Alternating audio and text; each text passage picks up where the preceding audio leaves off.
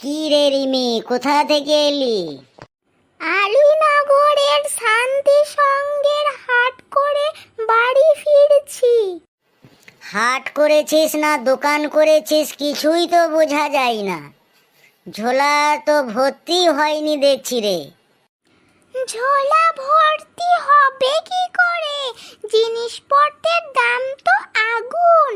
আলু 30 টাকা, পেঁয়াজ 80 টাকা, আদা 30 টাকায় 100, লঙ্কা 10 টাকার 100, শিম 150 টাকা।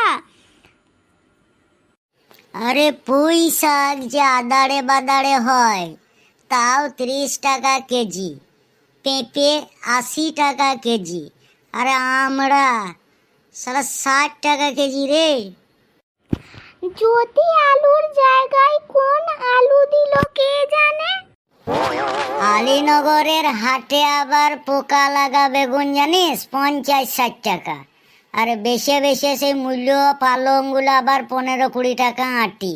কি আজব ব্যাপার বলতো।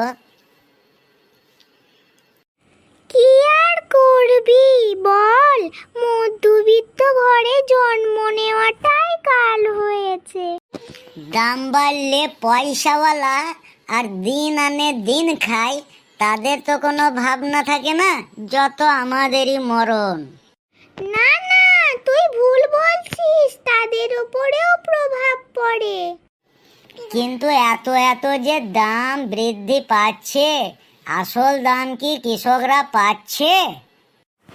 মোটেই না, মাঝের ফড়েরা সব খেয়ে নিচ্ছে।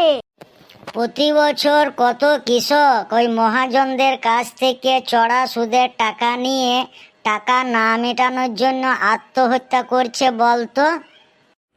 সরকারকে এ ব্যাপারে আরো বড় পদক্ষেপ নিতে হবে। ফড়েদের বাদ দিয়ে কৃষকেরা যাতে নিজের মাল নিজে বিক্রি করতে পারে তার ব্যবস্থা করতে হবে।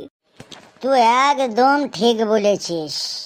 সরকারকে এ ব্যাপারে ভাবতেই হবে।